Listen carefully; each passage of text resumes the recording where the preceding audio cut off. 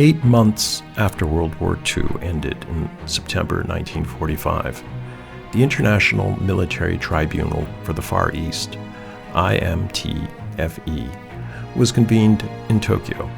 The IMTFE, also known as the Tokyo Trial, was composed of representatives from 11 nations: the United States, China, the United Kingdom, France, the Soviet Union, Canada, Australia, New Zealand, the Netherlands, India, and the Philippines.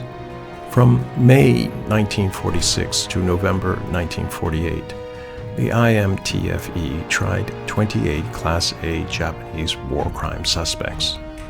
The Tokyo trial was significant to resuming world peace, reestablishing international order, and upholding justice. We remember history in order to forge a better future.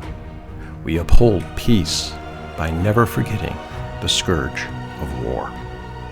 2026 is the 80th anniversary of the establishment of the IMTFE. The Memorial Hall of the Victims in Nanjing Massacre by Japanese Invaders, in collaboration with China International Communications Group, published Tokyo Trial, Evidence and Judgment of the Nanjing Massacre in English.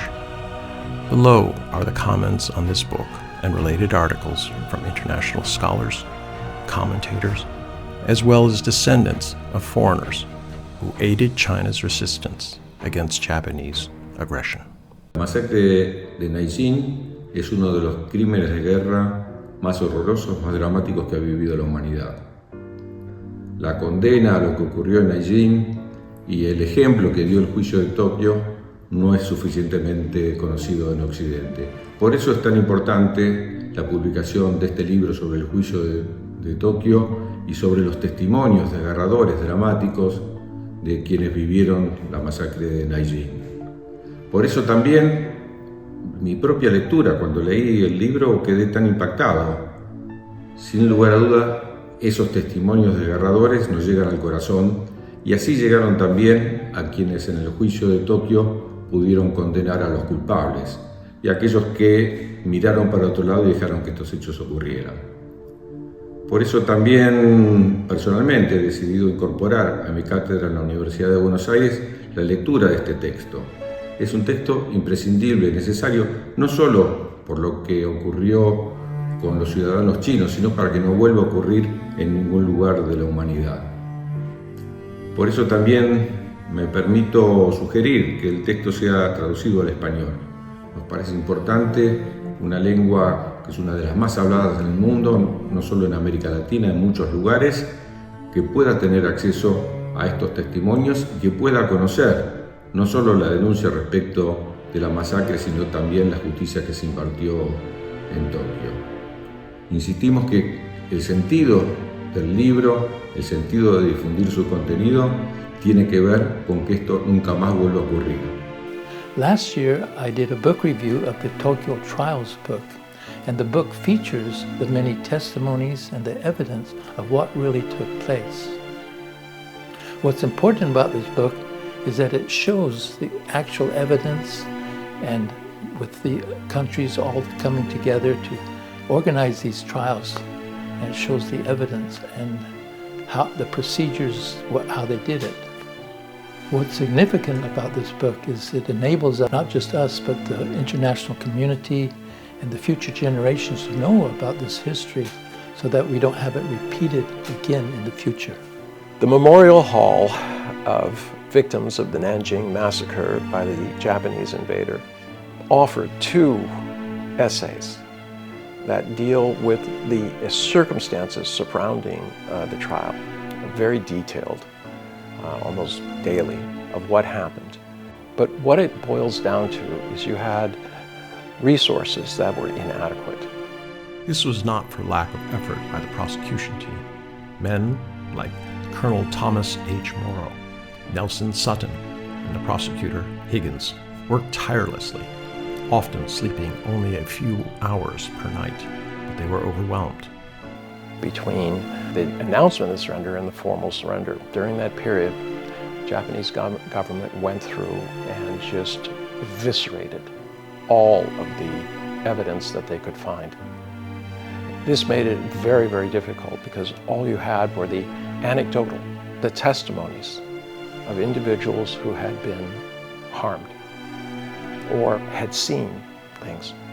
The result was not a failure of will, but a failure of process, bureaucracy, lost opportunities, and an inevitable incomplete picture of Japan's crimes. So in the end, justice was only partial. And to this day, there has been no formal acceptance of the full impact of what Japan has done. And today we face situations where similar ideas about fascism, about ultranationalism, about my country is superior to your country are arising. So the lessons of the Nanjing massacre are still relevant today. The importance of remembering and documenting exactly how these cases came about, what they represented, and how they were prosecuted, is so that we can do better. We must take open-eyed look at the evidence, the process, and be absolutely certain that in the future we will do better. The book Tokyo Trial, Evidence and Judgment of the Nanjing Massacre is not simply a historical account. It is a testimony to suffering, to courage, and above all, to the enduring responsibility of humanity to remember. As we turn its pages, we are confronted not only with the facts, documents, and the legal arguments, but with voices of victims, of witnesses, and of those who refused to remain silent in the face of unimaginable cruelty. These voices transcend time. They speak to us today, reminding us that history is not distant. It lives within us. One sentence in this work resonates deeply. War, like a mirror, reminds people of the value of peace. This is not only a reflection, it is a warning that peace cannot be taken for granted, and that forgetting is the first step towards repetition. The Tokyo trial was an attempt to affirm that justice must follow atrocity, that those responsible for crimes against humanity must be held accountable, and that the dignity of human life must stand above power, above war, above silence. But beyond the courtroom, beyond the legal judgment, there is something even more fundamental: memory. To remember is not to cultivate hatred. To remember is to honor the victims, to restore their humanity, and to reaffirm our collective commitment to peace. Nanjing is not only a place of mourning, it is also a place of reflection and of hope. A hope that humanity can learn, that justice can evolve, and that peace can prevail.